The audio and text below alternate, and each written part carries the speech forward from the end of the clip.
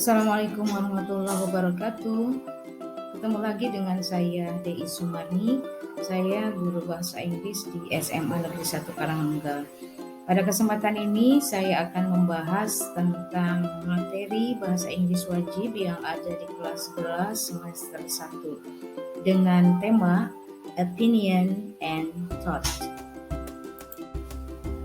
Sebelum kita ke inti atau penyampaian materi, alangkah baiknya kita bahas dulu apa sih opinion and thought itu. Yang pertama, an opinion is the way you feel or think about something. Sebuah pendapat adalah cara bagaimana kita merasakan atau memikirkan sesuatu. Yang kedua, our opinion about something or someone is based on our perspective. Artinya, pemikiran kita tentang seseorang atau tentang sesuatu hal harus berdasarkan sudut pandang kita. Yang ketiga, whenever we give or express our opinion, it is important to give reasoning or an example to support our opinion. Artinya, pada saat kita memberikan atau mengungkapkan opini kita, pendapat kita tentang sesuatu, penting untuk memberikan alasan atau contoh tersebut untuk mendukung opini kita.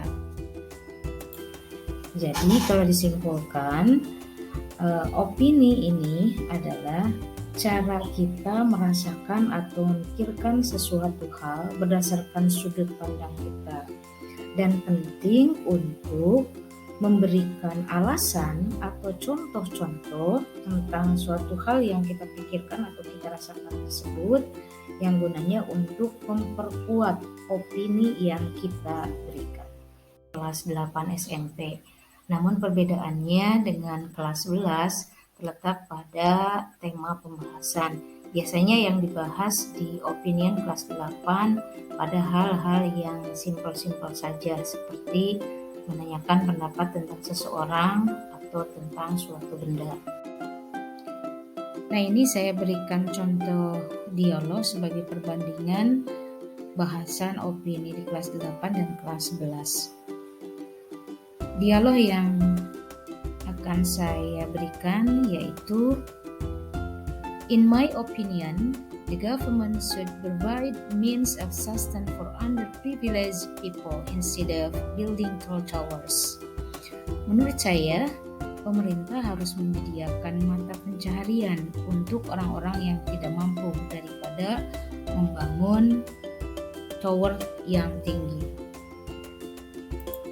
Nah, jawabannya, I agree with you are saying, but have you ever thought that building tall towers provide works for unemployed people?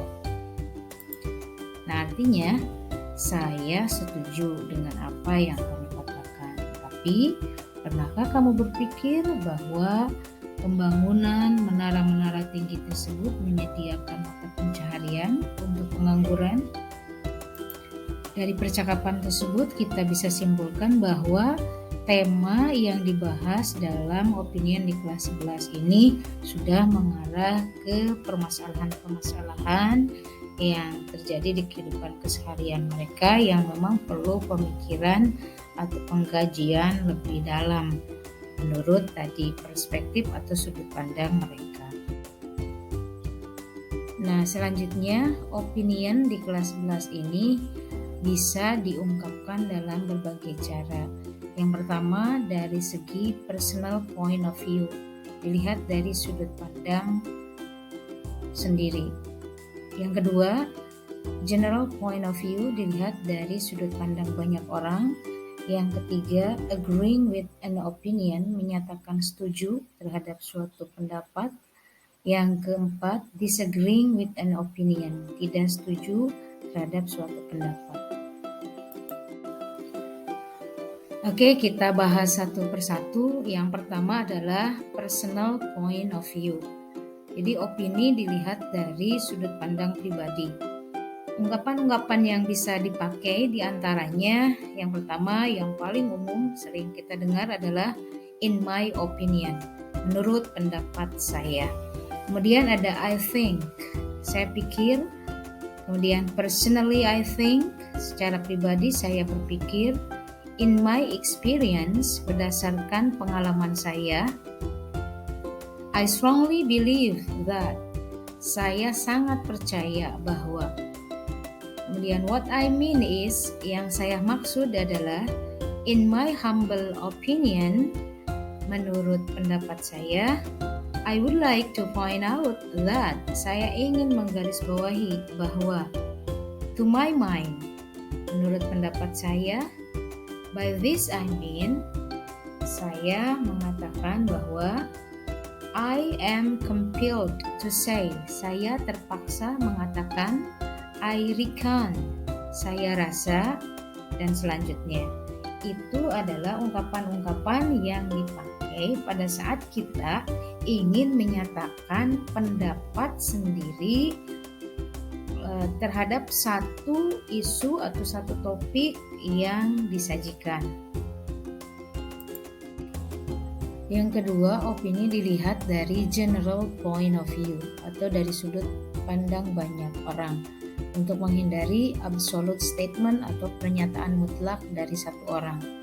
Ungkapan-ungkapan yang sering dipakai diantaranya, most people do not agree, kebanyakan orang tidak setuju. Almost everyone, hampir setiap orang. Some people say that, beberapa orang mengatakan bahwa.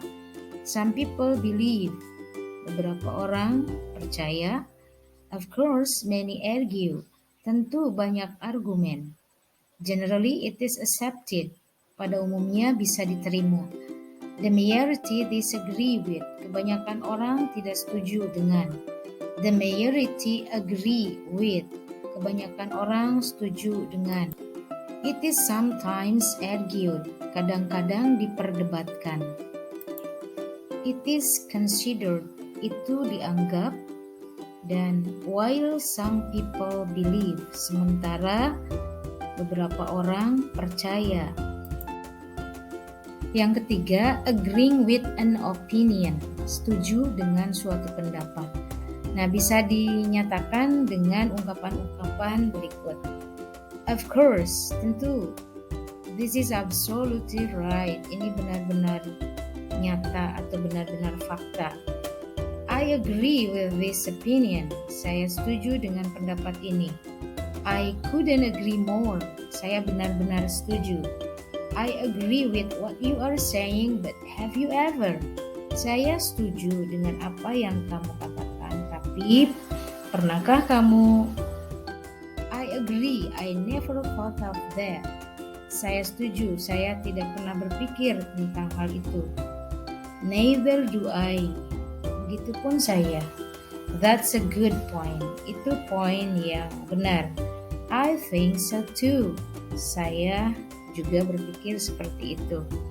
Nah, ini adalah ungkapan yang digunakan untuk menyatakan setuju terhadap suatu pendapat. Yang ketiga, bagaimana menyatakan ketidaksetujuan kita terhadap satu pendapat. Disagreeing with an opinion bisa dinyatakan dengan contoh ungkapan berikut. I'm so sorry, I don't agree with you. Maafkan saya tidak setuju denganmu. I'm not sure I agree with you. Saya tidak yakin saya sependapat denganmu. I don't agree with you. Saya tidak setuju denganmu. I'm afraid I have to disagree with you. Maafkan saya tidak setuju denganmu. I do not believe that. Saya tidak percaya bahwa. By this I mean, yang saya maksud adalah I disagree with you. Saya tidak setuju denganmu. I think you are wrong. Saya pikir kamu salah. It is not justified to say so. Tidak dibenarkan berkata seperti itu. I'm not convinced that. Saya tidak percaya bahwa. I can't say I agree with this and there's why. Saya tidak bisa mengatakan saya setuju denganmu dan inilah mengapa. Selanjutnya kita terapkan teori-teori yang tadi yang sudah diberikan di slide-slide sebelumnya ke dalam satu topik. Misal kita pilih topik smoking.